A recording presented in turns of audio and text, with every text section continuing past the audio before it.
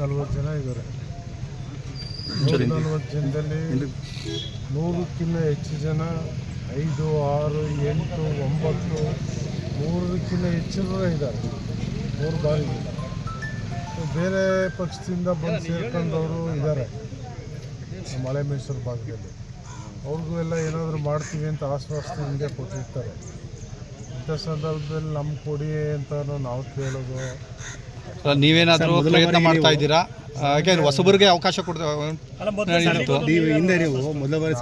ಓದೋ ಬೇರೆ ವಿಚಾರ, ಬಟ್ ನಾವು ಯಾವುದನ್ನು ಇಲ್ಲ, ಈಗ ಹೊಸಬರಿಗೂ ಕೂಡ ಅವಕಾಶ ಕೊಡ್ತೀವಿ ಅಂತ ಕೇಂದ್ರ ನೋಡೋದು. ಅವರು ಏನಂದರೆ ಅವ್ರದ್ದೇ ಆದ ಒಂದು ಇಂಟೆಲಿಜೆನ್ಸ್ ರಿಪೋರ್ಟು, ಸರ್ವೆ ರಿಪೋರ್ಟ್ ತಗೊಂಡು ಆ ಒಂದು ಆಧಾರದ ಮೇಲೆ ಕೊಡ್ಬೋದು. ಯಾರೋ ಕೊಡ್ತಾರೆ ಅಂತ ಅದು ಗೊತ್ತಾಗಲ್ಲ.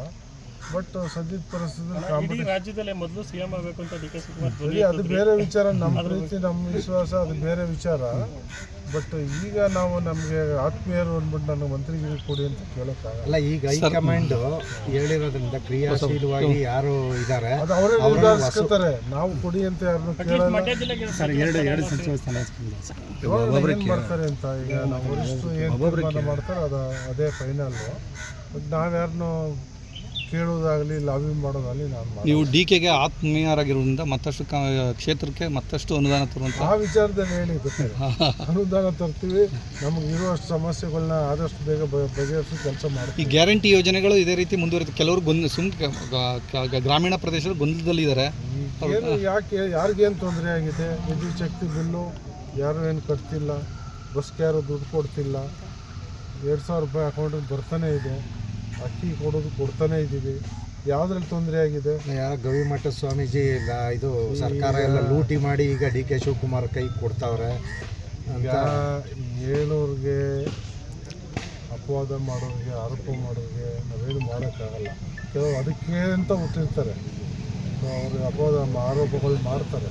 ವಿರೋಧ ಪಕ್ಷದವರು ಆರೋಪ ಮಾಡೋಕ್ಕೆ ಇರೋದು. ಸುಮ್ಮನೆ ಆರೋಪ ಮಾಡ್ತಾರೆ.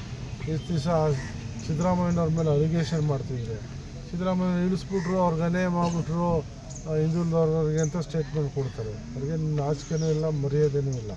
ಹಿಂಗೂ ನಾಲ್ಗೆ ತಿರುಗ್ತದೆ, ಹಿಂಗೂ ತಿರುಗ್ತದೆ. ಏನು ಮಾಡೋಕ್ಕಾಗ್ತದೆ? ಕೆಪಿಸಿಸಿ ಅಧ್ಯಕ್ಷ ಸ್ಥಾನಕ್ಕೆ ಪೈಪೋಟಿ ನಡೀತದೆ. ಪೈಪೋಟಿ ಅಂತೇನಿಲ್ಲ, ವರಿಷ್ಠರು ತೀರ್ಮಾನ ಮಾಡ್ತಾರೆ. ಅದು ಕೂಡ ಅಂತಿಮ ಆಗ್ತದೆ ಸದ್ಯದಲ್ಲಿ.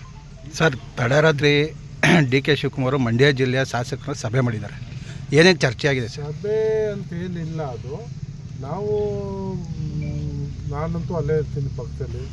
ನಮ್ಮ ಎಲ್ಲ ಸಚಿವರು, ನಮ್ಮ ಇನ್ನೊಂದು ಶಾಸಕರು, MLC ಎಲ್ಲ ಬಂದರು, ಭೇಟಿ ಮಾಡಿ ಡೆಲ್ಲಿಯಿಂದ ಬಂದ್ರಲ್ಲ. ಅವರು ಸ್ವಲ್ಪ ಬರೋದು ಫ್ಲೈಟ್ ತಡ ಆಯಿತು, ರಾತ್ರಿ ಬೇಗ ಬರೋದಿತ್ತು. 1 ವಾರ ಆಗೋಯ್ತು ಅದು ಬರೋಷ್ಟರಲ್ಲಿ. ಹಾಗಾಗಿ ಕ್ಯಾಶುವಲ್ಲಾಗಿ ಮಾತುಕತೆ ಮಾಡ್ಕೊಂಡು ನಾವು ಬಂದು. ಎಷ್ಟು ಜನಕ್ಕೆ ಸಿಗ್ಬೋದು ಸರ್ ಈ ಸಲ ಮಂಡ್ಯ ಜಿಲ್ಲೆ? ಫಸ್ಟು ನರೇಂದ್ರ ಸ್ವಾಮಿ ಕೊಡ್ತೀವಿ ಅಂತ ಹೇಳಿದ್ರು, ಕೊನೆ ಕ್ಷಣದಾಗ ಕೈ ತಪ್ಪಿತ್ತು. ಈ ಸಲ ಸಿಗುತ್ತಾ ಸರ್? ಯಾರಿಗೆ ಕೊಡ್ತಾರೆ? ನೀವೇನಾದ್ರು ಲಾಬಿ ಏನಾದರೂ ಮಾಡ್ತಾ ಇದ್ರಾ? ಈಗ ನಾನು ಲಾಬಿನೂ ಮಾಡಲ್ಲ, ನಾನು ಕೇಳೋದು ಇಲ್ಲ. ನನಗೆ ಅಂಥ ಆಸೆನೂ ಇಲ್ಲ. 2 ಸೀಟ್ ಸಿಗ್ಬೋದಾ ಸರ್? ಈಗ ಎಷ್ಟು ಜನಕ್ಕೆ ಸಿಗ್ಬೋದು ಮಂಡ್ಯ ಜಿಲ್ಲೆಯಿಂದ ಪ್ರಾತಿನಿಧಿ? ಎಷ್ಟು ಜನ? ಒಬ್ರಿಗಂತೂ ಸಿಗುತ್ತೆ. 2 ಸಿಕ್ಕಿದ್ರೆ ಲಕ್ಕು. ಹೋಗಿ ಲಾಬಿ ಮಾಡಿದ್ರೆ ಸಿಗ್ಬೋದು ಸರ್. ಈಗ ಕೊನೆಯದಾಗಿ ಈಗ ಸರ್, ನಿರೀಕ್ಷೆಗೂ ಮೀರಿ ಈಗ ಯೋಜನೆಗಳು ನಡೀತಾ ಇದೆ. ಇದು ಅದ್ರ ಜೊತೆಗೆ ಎಕ್ಸ್ಟ್ರಾ ಏನಾದರೂ ಬೇರೆ ಹೊಸ ಪ್ರಾಜೆಕ್ಟ್ಗಳು ತರುವಂಥ ಪ್ರಾಜೆಕ್ಟ್ ಇದೆ, ಪ್ಲಾನ್ ಇದೆ. ಹೆಚ್ಚು ಬೇಗ ಅದನ್ನೇ ಕೇಳಿದ್ರೆ ಹಳ್ಳಿಗಳ ಅಭಿವೃದ್ಧಿನ ಮಾಡ್ತೀವಿ. ಅದು ಬಿಟ್ಟು ಸರ್ ಬೇರೆ ದೊಡ್ಡ ಪ್ರಾಜೆಕ್ಟ್ ನಮಗೆ ಮೇಯ್ನು ನೀರಾವರಿ ಆಗಬೇಕು. ಮೇಯ್ನ್ ರೈತರಿಗೆ, ನಮ್ಮಲ್ಲಿರೋದೆಲ್ಲ ರೈತರಿಗೆ ನೀರಿನ ಸಮಸ್ಯೆಯಿಂದ ಪಾರು ಮಾಡಬೇಕು. ಅದೊಂದು ನಮ್ಮ ಟಾರ್ಗೆಟು. ಮತ್ತು ಹಳ್ಳಿಗಳಲ್ಲಿ ಗ್ರಾಮದ ಪರಿಮಿತಿಯಲ್ಲಿ ರಸ್ತೆ ಡ್ರೈನ್ಗಳು ಸರಿ ಇಲ್ಲ. ಒಂದಷ್ಟು ನಾವು ಮಾಡ್ತಾಯಿದ್ದೀವಿ. ಇನ್ನೂ ಆದಷ್ಟನ್ನು 90% ಎಲ್ಲವನ್ನು ಸರಿ ಮಾಡೋ ಪ್ರಯತ್ನ ಮಾಡ್ತೀವಿ. ಹೊಸ ನಿರೀಕ್ಷೆ ಏನಿದೆ ಸರ್ ಹೊಸ CM ಇಂದ? ಈಗ ನಮಗೇನೇನು ಅನಿವಾರ್ಯತೆ ಇದೆ ನಮ್ಮ ಮದ್ದೂರಿಗೆ, ಅಷ್ಟನ್ನು ಈ ಒಂದು ಅವಧಿಯಲ್ಲಿ ನಾವು ಮಾಡ್ಕೊತೀವಿ. ಗ್ಯಾರಂಟಿ ನ್ಯೂಸ್, ಸುದ್ದಿ ಖಚಿತ, ನ್ಯಾಯ ನಿಶ್ಚಿತ.